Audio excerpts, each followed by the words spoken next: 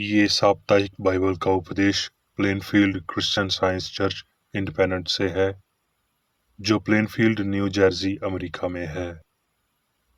अधिक जानकारी के लिए कृपया हमारी वेबसाइट पर जाएं www.plainfieldcs.com।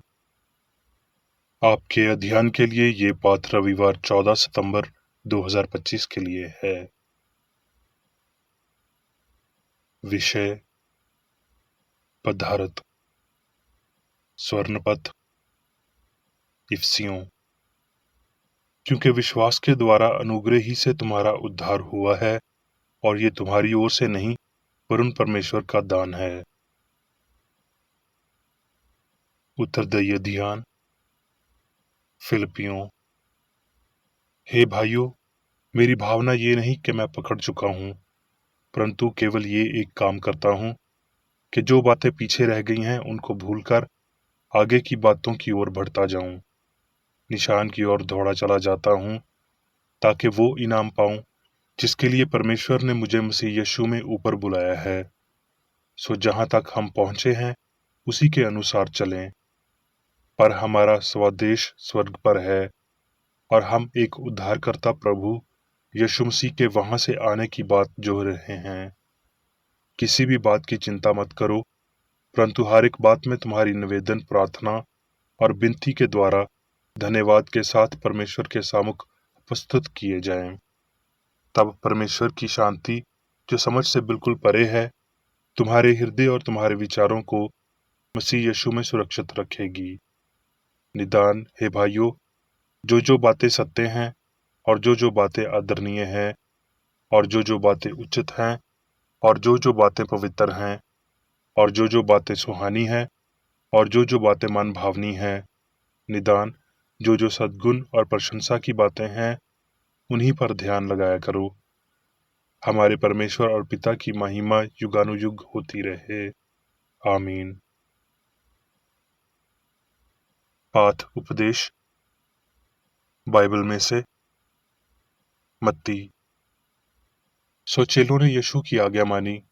तब यीशु ने उनसे कहा, तुम सब आज ही रात को मेरे विषय में ठोकर खाओगे। इस पर पतरस ने उससे कहा, यदि सब तेरे विषय में ठोकर खाएं तो खाएं, परंतु मैं कभी भी ठोकर ना खाऊंगा। यीशु ने उससे कहा, मैं तुमसे सच कहता हूं कि आज ही रात को मुर्ग के बांग देने से पहले तू 3 बार मुझसे मुकर जाएगा। पतरस ने उससे कहा, यदि मुझे तेरे साथ मरना भी हो तो भी मैं तुझसे कभी न मुकरूंगा। और ऐसा ही सब चेलों ने भी कहा। महायाजक और सारी महासभा यीशु को मार डालने के लिए उसके विरोध में झूठी गवाही की खोज में थे, परंतु बहुत से झूठे गवाहों के आने पर भी ना पाई। मैं तुझे जीवते परमेश्वर की शपथ देता हूं कि यदि तू परमेश्वर का पुत्र मसीह है तो हमसे कह दे। यीशु ने उससे कहा, तूने आप ही कह दिया, वरुण मैं तुमसे ये भी कहता हूं कि अब तुम मनुष्य के पुत्र को सर्वोच्च शक्तिमान की दाहिनी ओर बैठे और आकाश के बादलों पर आते देखोगे। तब महायाजक ने अपने वस्त्र फाड़कर कहा, उसने परमेश्वर की निंदा की है। उन्होंने उत्तर दिया, ये वध होने के योग्य है। और पतरस बाहर आंगन में बैठा हुआ था कि एक लौंडी ने उसके पास आकर कहा, तू भी यीशु गलीली के साथ था। उसने सबके सामने ये कहकर इनकार किया और कहा, मैं नहीं जानता कि तू क्या कह रही है। जब वो बाहर ड्योढ़ी में चला गया तो दूसरी ने उसे देखकर उनसे कहा जो वहां थे, ये भी तो यीशु नासरी के साथ था। उसने शपथ खाकर फिर इनकार किया कि मैं उस मनुष्य को नहीं जानता। थोड़ी देर के बाद जो वहां खड़े थे उन्होंने पतरस के पास आकर उससे कहा, सचमुच तू भी उनमें से एक है, क्योंकि तेरी बोली तेरा भेद खोल देती है। तब वो धिक्कार देने और शपथ खाने लगा कि मैं उस मनुष्य को नहीं जानता, और तुरंत मुर्ग ने बांग दी। तब पतरस को यीशु की कही हुई बात स्मरण आई कि मुर्ग के बांग देने से पहले तू 3 बार मेरा इनकार करेगा, और वो बाहर जाकर फूट फूट कर रोने लगा।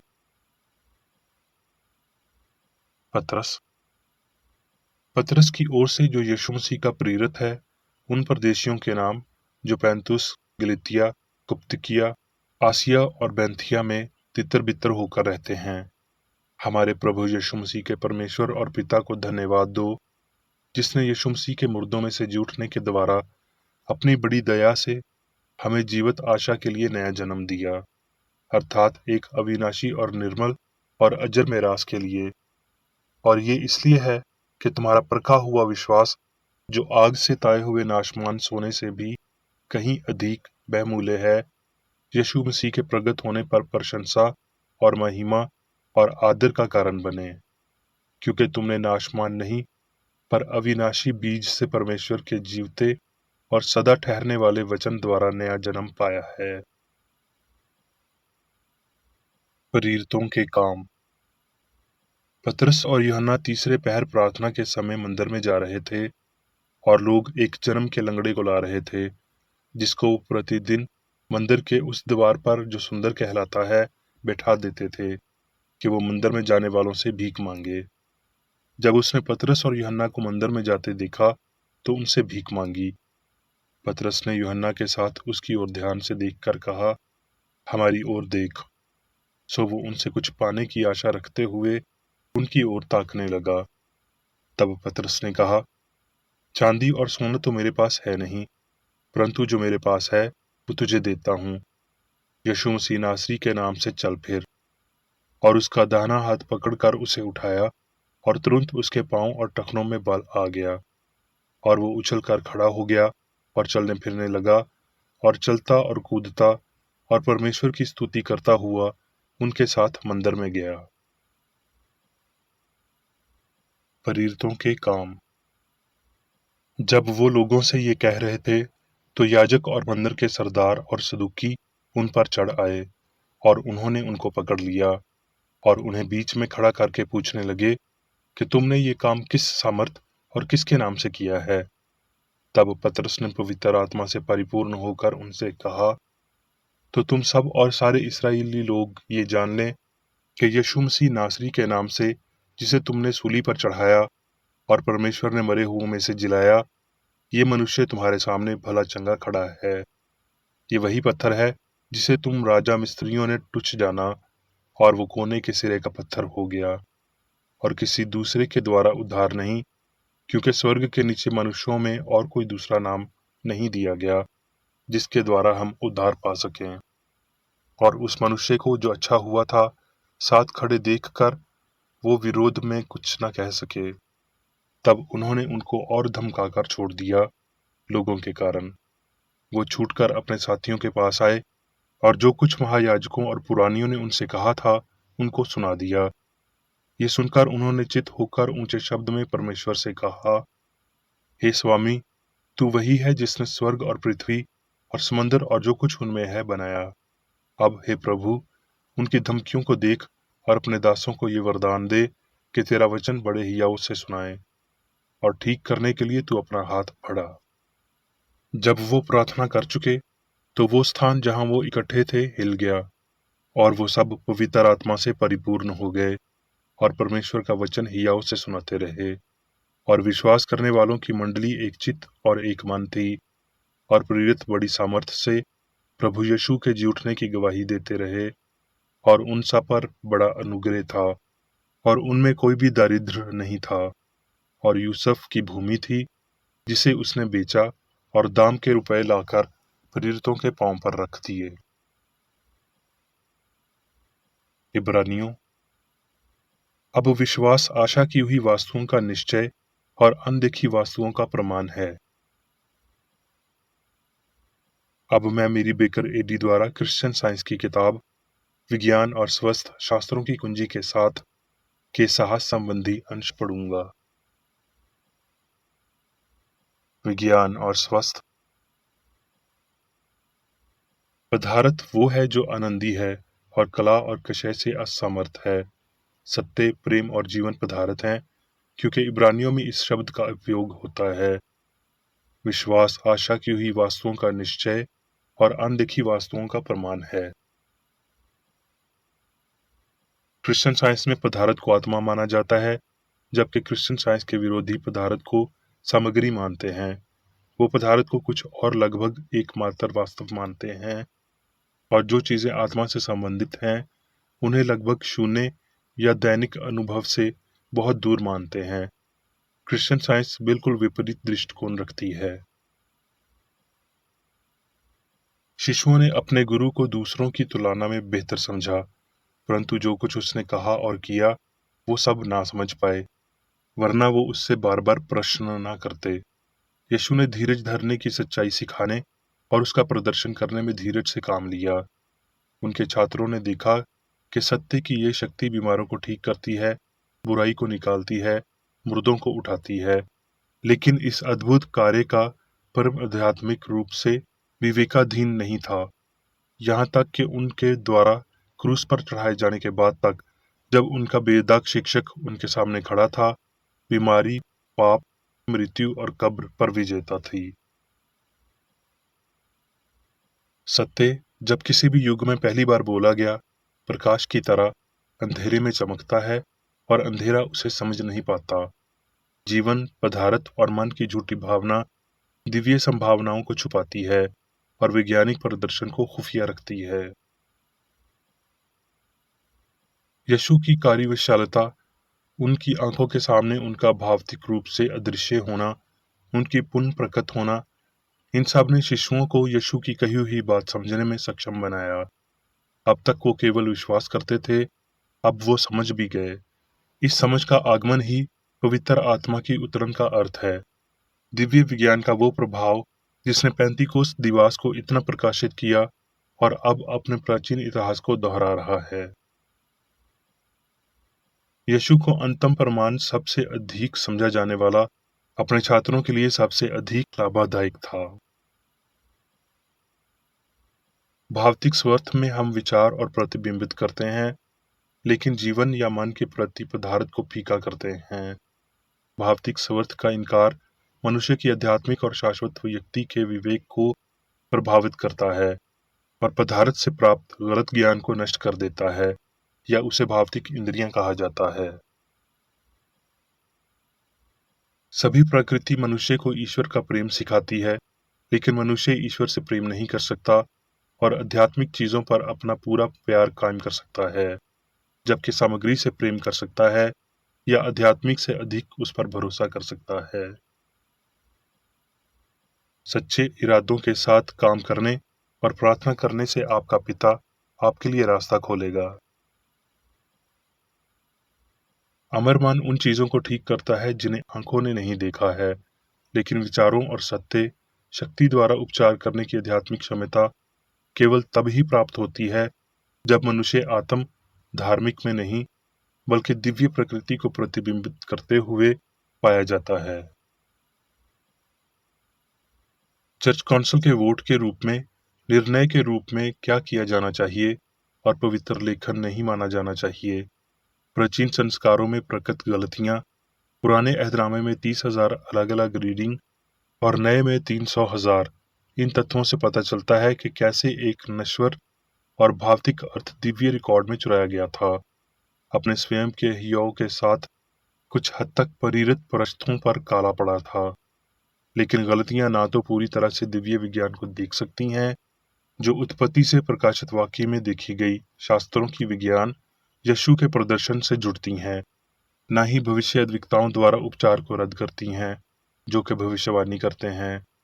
राजमिस्त्रियों ने जिस पत्थर को निकम्मा ठहराया, वही कोने के सिरे का पत्थर हुआ। आत्मा मनुष्य को आशीर्वाद देती है, लेकिन मनुष्य ये नहीं बता सकता कि वो कहाँ से आती है। इसके द्वारा बीमार लोग ठीक हो जाते हैं, शोकित लोगों को शांति मिलती है और पापियों को सुधार होता है। ये एक सर्वभाविक ईश्वर के प्रभाव हैं, जो शाश्वत विज्ञान में निवास करने वाली अदृश्य अच्छाई है। जिसे हम पाप, बीमारी और मृत्यु कहते हैं, वो नश्वर विश्वास है। हम सामग्री को त्रुटि के रूप में परिभाषित करते हैं, लेकिन ये जीवन, पदार्थ और बुद्धि के विपरीत है। यदि आत्मा पर्याप्त और शाश्वत है, तो पदार्थ उसकी मृत्यु डर के साथ पर्याप्त नहीं हो सकता। हमारे लिए कौन सा पदार्थ होना चाहिए? गलती से बदलता हुआ, परिवर्तनशील और नश्वर, या फिर बैरोकातिक, अपरिवर्तनीय और अमर चीज? थोड़ा सा खमीर पूरे गूंदे हुए आटे को खमीर कर देता है। क्रिश्चियन साइंस की थोड़ी सी समझ इस बात को सच साबित करती है जो मैं इसके बारे में कहता हूँ। क्योंकि आप पानी पर चल नहीं सकते और ना मरे हुओं को जिंदा कर सकते हैं, इसीलिए आपको इन दिशाओं में ईश्वरीय विज्ञान की महान शक्ति पर सवाल उठाने का कोई अधिकार नहीं। शुक्र मानिए कि ऐसा मसीह जो विज्ञान का सच्चाई प्रदर्शक है, उसने ये सब किए और हमारे लिए अपना आदर्श छोड़ा। विज्ञान में हम केवल वही प्रयोग कर सकते हैं जो हम समझते हैं। हमें अपने विश्वास को प्रदर्शन द्वारा सिद्ध करना होगा। आत्मा, जीवन, सत्य, प्रेम एक के रूप में गठबंधन और भगवान के शास्त्र के नाम हैं। सभी पदार्थ, बुद्धि, ज्ञान, अस्तित्व, अमरता, कारण और प्रभाव ईश्वर के हैं। ये उसकी विशेषताएं हैं, अनंत दिव्य सिद्धांत, प्रेम की शाश्वत अभिव्यक्तियां। कोई भी ज्ञान बुद्धिमान नहीं है, लेकिन उसका ज्ञान है। कोई सत्य सत्य नहीं है, कोई प्रेम प्यारा नहीं है, कोई जीवन जीवन नहीं है, लेकिन परमात्मा है। कोई अच्छा नहीं है, लेकिन अच्छा भगवान सबसे अच्छा है। दिव्य तत्व मीमांसा जैसा कि आध्यात्मिक समझ से पता चलता है, स्पष्ट रूप से दिखाता है कि सभी कुछ मन है और वो मन ईश्वर है, सर्वशक्तिमान, सर्वव्यापी, सर्वज्ञ, अर्थात सभी शक्ति, सभी उपास्थिति, सभी विज्ञान। आत्मा, मन, जान या ईश्वर का पर्यायवाची एकमात्र वास्तविक पदार्थ है। व्यक्ति साहत आध्यात्मिक ब्रह्मांड एक यावजिक विचार है, वो आत्मा के दिव्य पदार्थ को दर्शाता है। अब मैं मेरी बेकर एडी द्वारा चर्च मैनुअल में दिए गए 3 दैनिक कर्तव्यों को पढ़ूंगा। दैनिक प्रार्थना।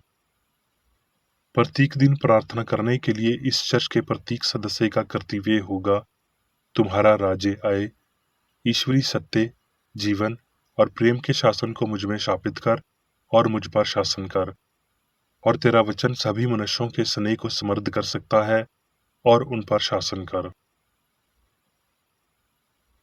आदेशों और कर्तव्यों के लिए एक नियम। ना तो दुश्मनी और ना व्यक्तिगत लगाव मदर चर्च के सदस्यों के आदेशों और कर्तव्यों पर लागू करना चाहिए। विज्ञान में दिव्य प्रेम ही मनुष्य को नियंत्रित करता है और एक क्रिश्चियन विज्ञानी प्यार की मीठी सुविधाओं को दर्शाता है। प्यार में डांटने पर, सच्चा भाईचारा, परोपकार और क्षमा में। इस चर्च के सदस्यों को प्रतिदिन ध्यान रखना चाहिए और सभी बुराई दूर करने, भविष्यवाणी, न्याय करने, निंदा करने, परामर्श देने, प्रभावित करने या गलत तरीके से प्रभावित होने से बचने के लिए प्रार्थना करनी चाहिए। कर्तव्य के प्रति सतर्कता। इस चर्च के प्रत्येक सदस्य का ये कर्तव्य होगा कि वो प्रतिदिन आक्रामक मानसिक सुझाव से बचाव करे और भूलकर भी ईश्वर, नेता और मानव जाति के प्रति अपने कर्तव्य की उपेक्षा नहीं करनी चाहिए। उनके कामों से उन्हें आंका जाएगा और वो उचित या निंदनीय होगा।